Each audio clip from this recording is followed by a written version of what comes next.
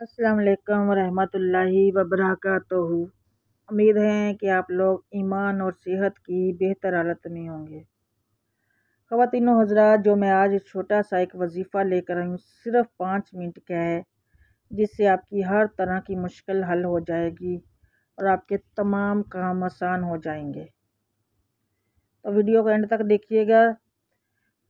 दोस्तों, वजीफ़ा चूँकि इस्लामी हदायत का नाम है, तो इसके लिए आपके नमाज की पाबंदी बहुत ज़रूरी है।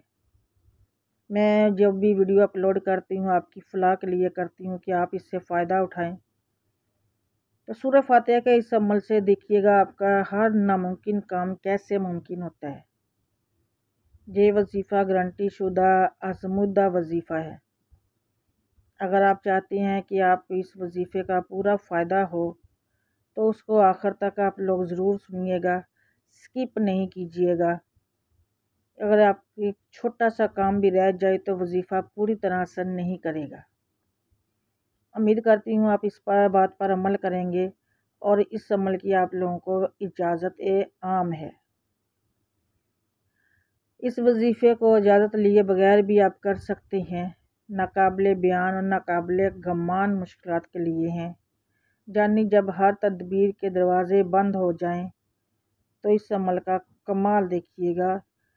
सूरह फातिहा का ये छोटा सा अमल है, जो मैं इस अमल से आपका वो हर नामुमकिन काम मुमकिन हो जाएगा और आपका हर मसला हल हो जाएगा। चाहे घर के लड़ाई झगड़े हों, गुर्बत हो, तंग दस्ती हो, या फिर शादी का मसला हो, या फिर कोई और हाजात जो आपकी पूरी ना हो रही हो, औलाद का मसला हो, ऐसे तमाम मसाइल के लिए ये मसला है, छोटा सा वजीफ़ा है। तो वजीफ़ा बताने से पहले मैं आप लोग मेरी जो न्यू है चैनल पर लाइक शेयर और सब्सक्राइब करना मत भूलिएगा। वीडियो को अपने फैमिली फ्रेंड्स और दोस्तों के साथ शेयर भी कर दिया करें। यह सदका जारिया होता है, इससे आप लोगों को बहुत फ़ायदा होगा। सूरह फातिहा आपने पढ़नी है अल्हम्दुलिल्लाह। ये आपने पूरी पढ़नी है। वजीफ़ा करने का तरीका आपने इस तरह करना है कि नमाज फ़जर की सुन्नत और फ़र्ज़ के दरमियान आपने ये अमल करना है। आपने 41 मरतबा सूरह फातिहा पढ़नी है और 7 मरतबा दुरूद पाक पढ़ना है। आपने क्या पढ़ना है अपनी दोबारा से एक बार और मैं बता रही हूँ आप लोगों को।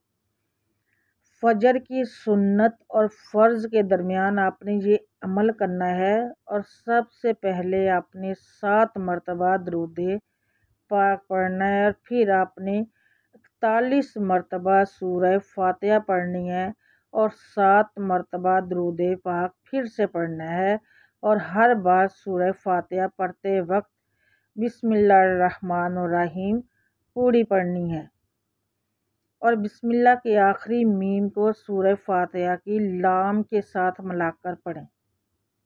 किसी मजबूरी में किसी दिन रह जाए तो आप इस अमल को फजर की नमाज के बाद भी कर सकते हैं। शर्त यह है कि मजबूरी की वजह से अमल रह गया हो। और दूसरा अमल भी इसी तरह करना है, लेकिन फजर की नमाज और सूरज निकलने से पहले करना है और सूरह फातिहा 70 मरतबा इस अमल में पढ़नी है आपने। और इसी तरह आपने इशा की नमाज के बाद भी इस अमल को करना है। इसमें भी आपने सूरह फातिहा 70 मरतबा पढ़नी है। ये तीनों अमल एक ही दिन में करने हैं, एक ही दिन में करने हैं। अगर एक भी रह गया तो अमल नहीं होगा और आप जितने चाहो इस अमल को कर सकते हो, जितने लोग चाहो इस अमल को कर सकते हैं। इस अमल को आपने पूरे यकीन के साथ करना है। अगर आप लोगों को अमल पसंद आया है तो वीडियो को लाइक शेयर और चैनल को सब्सक्राइब करना मत भूलिएगा। फैमिली फ्रेंड के साथ भी शेयर कर दीजिएगा और अपनी दुआ में याद रखिएगा। मेरी दुआ है कि अल्लाह ताला आप सबकी मुश्किलों को हल करे, परेशानियों को दूर करे। अल्लाह ताला आप सबको घर बार कारोबार में बरकत दे। जिसकी जो हाजत है, अल्लाह ताला अपने रहमत के सदक़े आपकी वो सारी हाजतों को पूरा करें, जायज़ ख्वाहिशों को पूरा करें। दुआओं में याद रखा करें, दुआएं देते रहा करें, दुआएं लेते रहा करें। अब वीडियो के आखिर में आप लोगों से इजाज़त चाहती हूँ। अपनी दुआओं में याद रखिएगा। मिलते हैं आपको दोबारा से नेक्स्ट वीडियो में। अल्लाह हाफिज़।